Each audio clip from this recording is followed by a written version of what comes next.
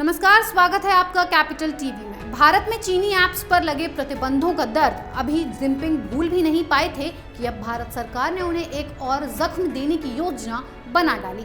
इस बार भारत चीन की दो बड़ी कंपनियों पर एयर स्ट्राइक करने जा रहा है, जिससे ड्रैगन की आर्थिक कमर टूटना तय है। आखिर कौन सी चीन की दो कंपनियां अब भारत में पानी में डूबने वाली हैं, इस रिपोर्ट में देखिए। भारत से पंगा लेना अब चीन को काफी महंगा पड़ रहा है। चीन के राष्ट्रपति शी जिनपिंग अभी भारत में चीनी ऐप बैन होने का दुख झेल नहीं पाए कि अब भारत ने फिर से चीन की दो बड़ी कंपनियों को पानी में डुबाने की योजना बना डाली। इस बार भारत के निशाने पर आई है चीन की हुआई और ZTE कॉर्प कंपनियां। दरअसल अब भारत सरकार ने दूरसंचार लाइसेंस के नियमों में संशोधन किया है, जिसका असर सीधे तौर पर ZTE और हुआई जैसी चीनी टेलीकॉम इंफ्रा कंपनियों के भारत में कारोबार पर पड़ने लगा है।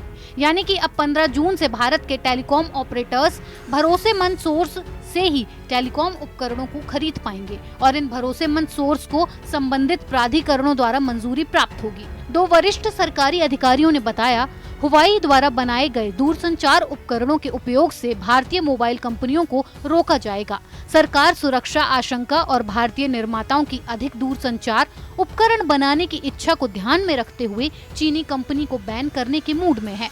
15 जून के बाद मोबाइल करियर कंपनी केवल सरकार द्वारा अनुमोदित कंपनियों से ही कुछ तय उपकरण खरीद सकेगी।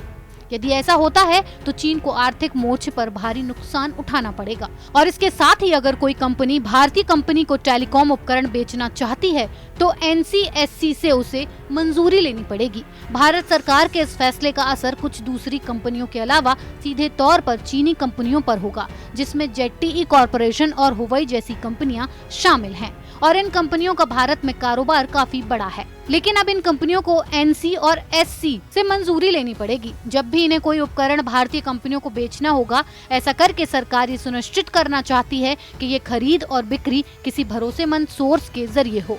बता दें कि दूरसंचार उपकरण के लाइसेंसिंग में कई ऐसी चीजें आती हैं जिसके तार कहीं न कहीं देश के रक्षा मामले में जुड़े होते हैं और ऐसे में सरकार नहीं चाहती कि देश की गोपनीयता पर कोई खतरा पड़े। इसीलिए नए संशोधन के बाद चीन समेत जिन देशों के भारत से संबंध बेहतर नहीं हैं, उन कंपनियों पर NCSC की खास नजर होगी ताकि रक्षा मामले से जुड़ी खरीद बिक्री की बातें लीक ना हो। इसीलिए भारत सरकार ने कई बड़े कदम उठाए हैं।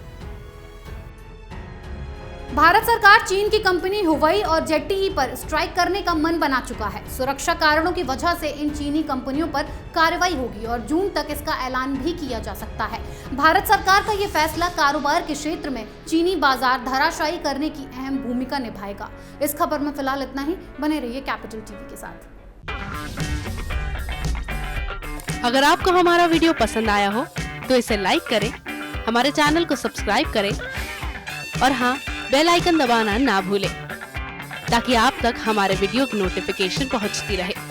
आप अपना सुझाव हमें कमेंट बॉक्स में दे सकते हैं। हमारे साथ जुड़ने के लिए शुक्रिया।